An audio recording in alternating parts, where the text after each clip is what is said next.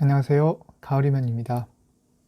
오늘은 동료에 대해 좋은 직장 동료를 만나는 법에 대해 이야기해 보겠습니다. 가장 먼저 해야 할 일은 당연히 좋은 동료란 무엇인지 정해야겠죠. 좋은 동료를 정하기 위한 기준을 세워보겠습니다.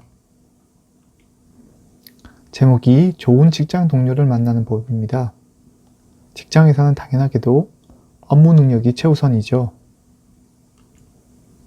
두 번째는 성격입니다.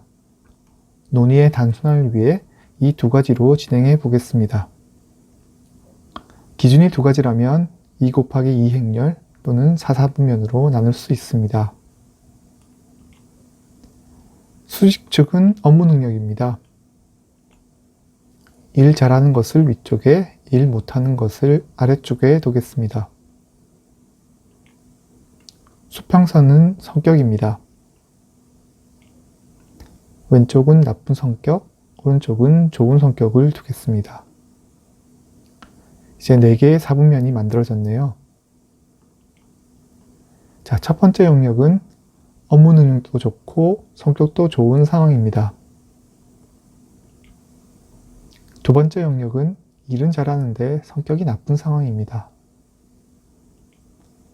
세 번째 영역은 성격은 좋은데 업무 능력이 없는 상황입니다. 마지막 네 번째 영역은 업무 능력도 없고 성격도 나쁜 상황입니다. 이 네 가지 유형을 나열해 보겠습니다. 첫 번째, 일 잘하고 성격 좋은 동료. 두 번째, 일 잘하고 성격 나쁜 동료. 세 번째, 일 못하고 성격 좋은 동료. 네 번째, 일 못하고 성격 나쁜 동료. 각 유형에 대한 반응은 어떨까요? 네, 첫 번째는 누구나 함께하고 싶어하는 유형입니다. 두 번째는 다른 것들에 비해 만날 빈도가 높은 유형이죠. 세 번째 유형도 아마 다른 것에 비해 만날 빈도가 높은 유형입니다. 네 번째 유형은 회사에서 존재하기 힘든 유형이죠. 이제 넷 중에 좋은 동료를 정해 보겠습니다. 어느 유형인가요? 네, 바로 첫 번째 유형입니다. 좋은 동료가 많은 회사는 계속 좋은 동료가 더 많아질 겁니다. 좋은 동료가 많지 않은 회사에서는 좋은 동료가 있더라도 아마 숫자가 줄어갈 겁니다. 왜냐하면 좋은 동료는 남들보다 더 많은 일에 시달릴 것이고 다른 유형으로 변하거나 조직에서 이탈하기 때문입니다. 사실 다른 유형으로 변한다는 건 애초에 그 사람이 1번 유형이 아닌 것입니다. 그리고 1번 유형은 비슷한 조건의 동일 직장이라면 어렵지 않게 기회를 찾을 수 있습니다. 다시 말해 이탈의 확률이 더 높습니다. 그래서 실제 만나기가 어렵습니다. 자, 두 번째, 세 번째보단 네 번째 유형을 먼저 이야기해 보겠습니다. 이 유형은 회사에게 존재하기 힘들지만 분명히 존재합니다. 두 가지 가능성에 대해서 생각해 볼 수 있는데요. 첫 번째로 소유주 또는 권한을 가진 사람이 4번 타입인 경우, 이 경우는 회사의 4번 타입이 꽤 많을 수 있습니다. 빨리 탈출하세요. 물론 본인이 4번 타입이 아닌지는 깊이 그리고 객관적으로 생각해 보아야 합니다. 물론 그렇게 객관화가 잘 되는 분이라면 이미 4번이 아닐 수 있겠네요. 두 번째로 현실에서 가능한 경우는 아주 소수의 4번 타입이 있는 경우입니다. 아니, 조직에 꼭 있습니다. 권한을 가진 상급자가 몰라서 4번 타입의 사람을 두는 걸까요? 아니요, 그분들은 다 알고 있습니다. 알면서도 두는 이유는 필요가 있기 때문입니다. 일을 못한다. 이것은 객관적인 상황이라서 누구나 비슷하게 판단할 겁니다. 뭐 상급자든 하급자든요. 하지만 성격이 나쁘다는 것, 이것은 그 사람이 아래쪽을 대할 때 그리고 위쪽에 대할 때가 다르기 때문에 아래쪽에서의 판단과 위쪽에서의 판단이 다를 수 있습니다. 아니, 다르겠지요. 상급자들은 그런 사람들을 필요로 합니다. 자신을 대신해서 불편한 상황이나 역할을 대신해 준다거나, 그리고 아래에서는 아부라고 보겠지만 위에서 보기에는 뭐 의전이라든지 뭐 그렇게 4번 타입의 인원이 소수라면 회사는 4번 타입을 보유함으로써 지불하는 유무형의 비용이 그 상급자들, 그 본인들이 얻을 수 있는 파생 효율보다 크지 않은 수준으로는 보유할 겁니다. 여기서 이런 판단을 하는 상급자는 일반 유형이 아닐 겁니다. 아마 큰 조직의 최고 의사결정자가 일반 유형인 경우는 쉽지 않을 겁니다. 자, 그럼 저 어려운 두 가지 타입을 제거하고 일반적으로 회사에서 만날 수 있는 두 유형을 비교해 보겠습니다. 네, 어느 유형을 더 선호하세요? 주변 분들에게 많이들 물어왔습니다. 그 대답해 주신 분들도 크게 두 가지 분류로 나눌 수 있었는데요.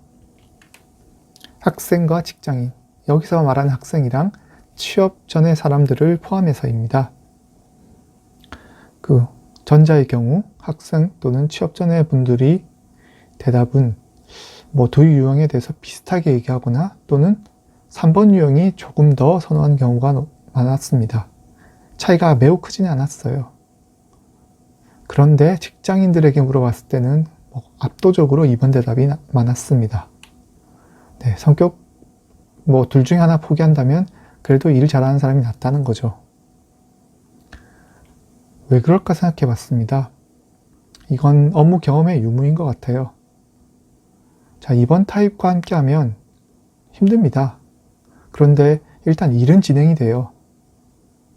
그런데 3번 타입과 같이 해보면 그 3번 타입의 업무까지 그 본인이 다 해야 됩니다. 그 3번 타입이 상급자라면 3번 타입의 하급자보다 상황이 더 많이 안타까울 겁니다. 어느 쪽을 더 선호하세요? 이는 사람의 성향 차이입니다. 더 낫다, 나쁘다 정답은 없습니다. 추가적으로 2번과 3번 타입 동료 사이에서 고민되는 상황이라면 둘 중에 한쪽을 선택할 수 있는 권한이 본인에게 있지는 않을 겁니다. 다시 말하면 이미 결정되어서 주어지는 경우가 많을 겁니다. 사회도 직장도 계속 많이 바뀌어가고 있습니다. 실무자 범주의 환경에서는 이제 3번 유형도 설 자리가 계속 좁아지고 있습니다. 없지는 않겠지만요. 자, 그러면 어떻게 하면 좋은 동료를 만날 수 있을까요? 생각보다 답이 간단합니다. 내가 좋은 동료가 되면 됩니다. 사람은 비슷합니다. 누구나 좋은 동료와 일하고 싶어 합니다. 좋은 동료가 많은 직장은 동료들이 이직하지 않고 아마 계속 다니게 될 겁니다. 좋으니까요. 다시 말해 자리가 쉽게 나지는 않을 겁니다. 회사가 성장하거나 뭐 그런 일이 아니었는데 채용 공고가 떠서 마감되고 인원이 선발이 되었는데 얼마 안 가서 동일한 공고가 또 난다면 이거는 좋지 않은 신호입니다. 뽑아도 계속 그만둔다는 뜻이죠. 뭐 문제가 어디에 있다는 건 좀 다른 이야기니까 이를 논하고 나서 좀 본질적으로 본다면 회사가 그 본질적인 문제를 해결하지 않고 그냥 휘발성으로 인력을 소비하고 있는 경우가 있습니다. 아니라면 인력 좋은 사람을 거를 수 있는 그런 인적 선발 능력이 부족한 회사라는 뜻으로 볼 수 있겠죠. 둘 다 좋지 않습니다. 그런데 사실 전자가 더 위험합니다. 좋은 동료가 많은 직장의 자리는 빈번하지는 않겠지만 분명히 발생합니다. 여러 가지 개인의 사유가 생길 수 있고 또는 회사가 잘 돼서 확장으로 TO가 분명히 생길 수도 있죠. 당연하게도 모두가 그 자리를 원할 겁니다. 그 경쟁을 이기기 위해서는 자신도 뛰어나고 또 원활해야 선발이 될 가능성이 높아지겠죠. 내가 좋은 동료가 된다.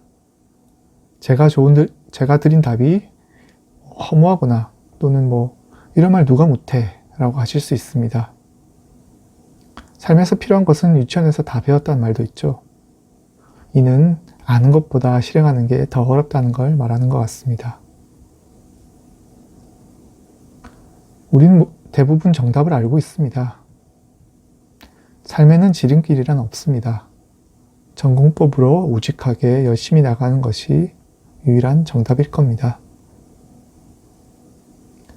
오늘은 좋은 직장 동료를 만나는 법에 대해 이야기해 보았습니다. 들어주셔서 감사합니다. 또 뵙겠습니다.